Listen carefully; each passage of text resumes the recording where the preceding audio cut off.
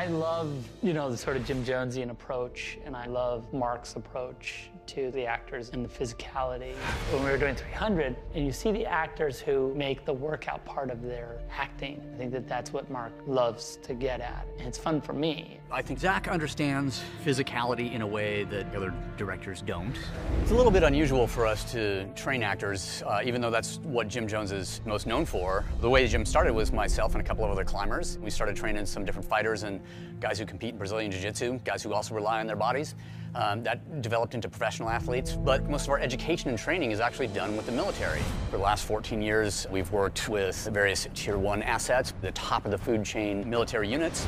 Those two things actually work quite well together because for me in the mountains, fitness was often the difference between life and death. In a military environment, it can be the same thing. You never want to come up short due to a lack of conditioning. When we talk about training, one of the most important characteristics, I believe, is functional training. And by functional, I mean transferable. The training that you do in the gym should be transferable to the actual task, which means that if I have to sprint forward to grab a buddy who might be injured and drag him back to a point of cover, then sitting on a bench wearing a little seatbelt and doing quad extensions is not transferable. When you're training for your military tasks, you should be training to develop functional fitness, not the appearance of fitness. Point number one in our training philosophy in the gym is that the mind is primary, and one of the outcomes of training the mind in the gym is the development of values. Values that are very similar to military values. One of the things for me that's important in the gym is that you always do what you say you're going to do. You show up every single day.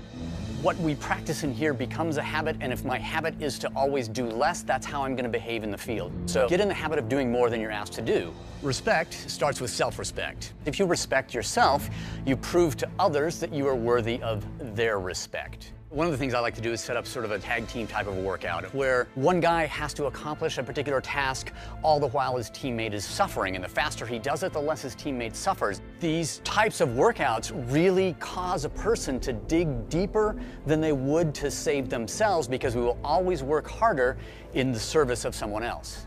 In the gym context, we always know when people are telling the truth and when they're not telling the truth. If you do what you say you're doing when it comes to diet, then the result will be obvious. If you do what you say that you're doing in terms of training, then the result is going to be obvious. When we make that honor, that honesty part of our daily life, then it becomes automatic. A lot of times we assign homework to people outside of the gym because I need to know how they're going to behave on their own. Does that person have the integrity to do exactly what they said they were going to do? In the training environment, if we practice on a daily basis confronting the things that we're afraid of and confront our fear, if we get in that habit, then we'll be able to express that in an automatic way once we get outside into the real world. My name's Specialist Burden. I'm from Huntsville, Alabama. Private First Class Riggs, Colorado Springs, Colorado. Specialist Freddie Valencia, Maryland. My name is Specialist William Harris. I'm from Denver, Colorado. My name is Specialist Ryan Newbold. I am from Salt Lake City, Utah.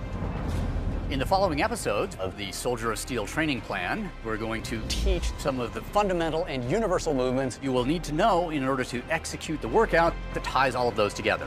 In part 4, we're going to examine the connection between Jim Jones, the Man of Steel movie, and the National Guard.